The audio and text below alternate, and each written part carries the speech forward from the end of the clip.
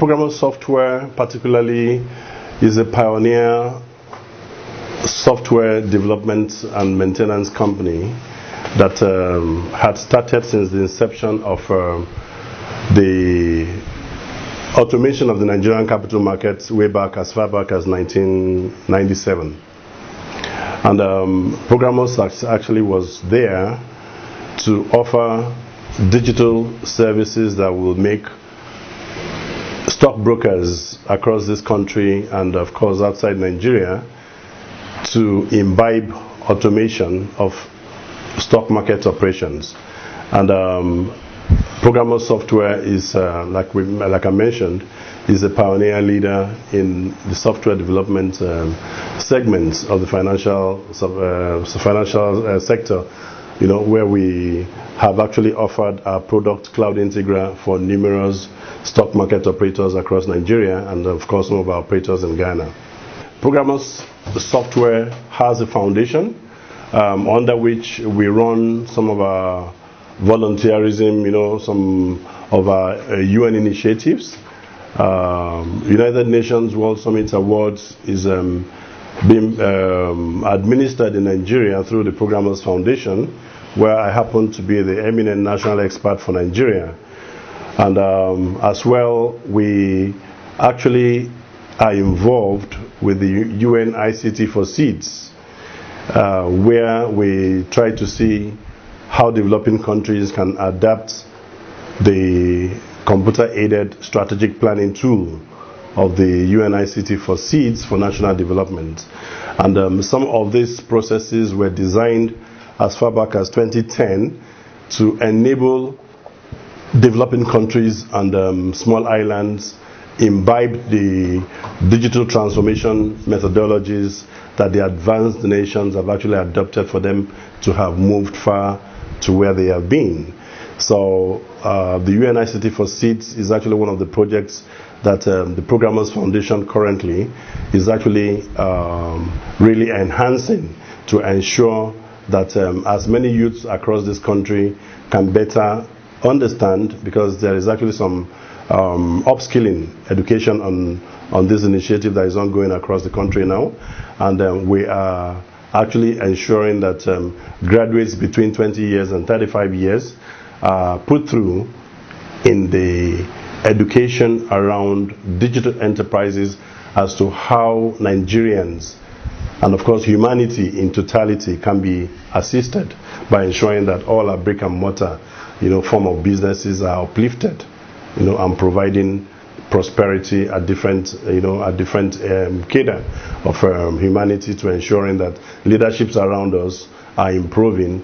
I mean, and overall better identify with the digital economy. One, on the role of being the national expert for Nigeria, at least in my last 10 years, we have operated the World Summit Awards in Nigeria in a manner that we can say that within 10 years we have taken Nigeria to the point where Nigeria can now be seen. You know, we now have an indelible mark of Nigeria on the World Innovation Map. And that's to say that almost every other year Nigeria has been, and Nigerian innovators have been seen to participate at the global competition of innovation, and Nigerians have been winning. And this, we can say that as of last year we had a Nigerian product, Check It Up, in medical that won the Joseph Omdash Award and was actually in Vienna after the representation of Africa. The only way we can actually participate is to contribute to what government is doing, and what we're doing under our foundation is to ensure that some of the excesses we identify in politics can be better mitigated by training some younger people to better understand that governments can administer leadership in very sane ways, and in manners that the scarce resources of the various societies and communities can better, you know, can better benefit the citizens. So we actually contributing in many ways by ensuring that our Innovation Bed project, for which what it matters, what we do with the Innovation Bed project is to ensure that we seize to see how our various communities, look at the shanties, look at the ghettos. It does not matter whether it is in the Ajegula, it does not matter whether you're in the River State or in the rural or urban areas. We try to see how all these parts of the world that we live in can better benefit from smart health, smart energy, smart mobility, kind of education that our people need to better re-educate themselves in the manner that we should polish up our communities to ensure that we can have the kind of smart city, digital future,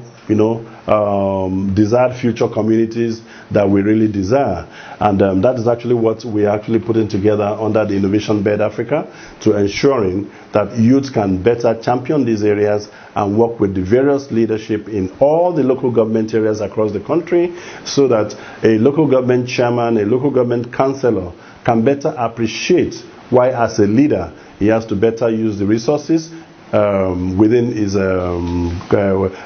his disposal by adopting this United Nations computer-based strategic planning concepts that in the end will make him to be more competitive in administration of leadership roles. The first cohort of the Innovation Bed Smart Virtual City Innovation Workshop that we actually organized for Nigerian youths, the first cohort ended in December 2020, and we were able to graduate participants from 10 states across the country. This was made possible when we were able to get some scholarships, for these participants from 10 states. And of course, 10 participants had already been graduated on this program. The second batch will be holding in the middle of February. And of course, the good thing about the project is that the lead consultant at the UN ICT for Seeds, Professor Amjad, has been so kind to Nigeria, because these are people who really feel if Nigerians and more of Nigerian youths can get to learn about these things that we are talking about, they will be able to help the various leadership around them. And that's why this program is not only meant for IT people, it's actually a multidisciplinary project that it doesn't matter in what discipline you have had your degree. So we actually bring all of them to get together to see how they can actually influence and improve the business processes of what makes, say, the health sector in each of the regions viable. How can the leadership in each of the areas ensure that security becomes much more meaningful? So the next batch, which we are targeting about 500, and what we're doing with this, we're actually looking at nominations from each local government, a male and a female, so that we can balance the gender, so that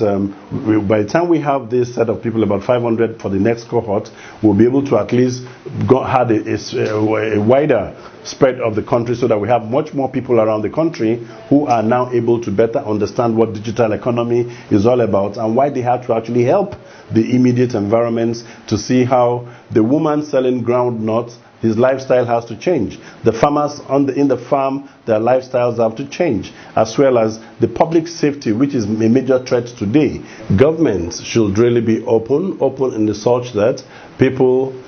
and the citizens, particularly the private sector who have services, should be open to get the demands for their service in our public sector space.